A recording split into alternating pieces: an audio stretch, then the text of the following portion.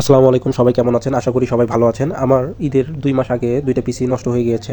তো ভাবলাম যে এভাবে বিক্রি না করে আমি যদি এর থেকে তামাগুলো বের করতে পারি তাহলে ভালো একটা অ্যামাউন্ট পাওয়া যাবে। তাই ঈদের ছুটিতে যেহেতু আমার কোনো কাজ ছিল না, তাই আমি এটা খুলে পার্টসগুলো আলাদা করে এবং তার থেকে তামা বের করা শুরু করলাম।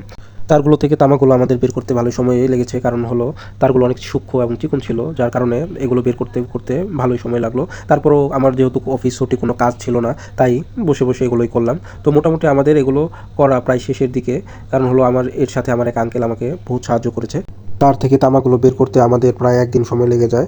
পরের দিন খাওয়া-দাওয়ার পর ১১টার দিকে তারের সাথে আরও যেগুলো জিনিসপত্র ছিল সবগুলো একটি বস্তায় ভরে আমরা বাজারের দিকে রওনা হই এবং একটি ভাঙারির দোকানে যাই। ভাঙারির দোকানে ওজন দেওয়ার পর সেখান থেকে আমাদের ৮০০ টাকার মতো দেয়।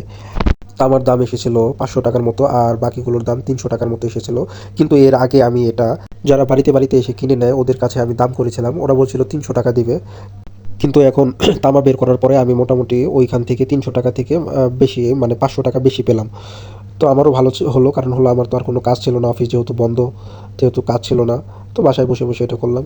তো সবাই আমাদের পেজটি ফলো করবেন এবং আমাদের চ্যানেলটি সাবস্ক্রাইব করবেন। সবাই ভালো থাকবেন, সুস্থ থাকবেন। আল্লাহ হাফেজ।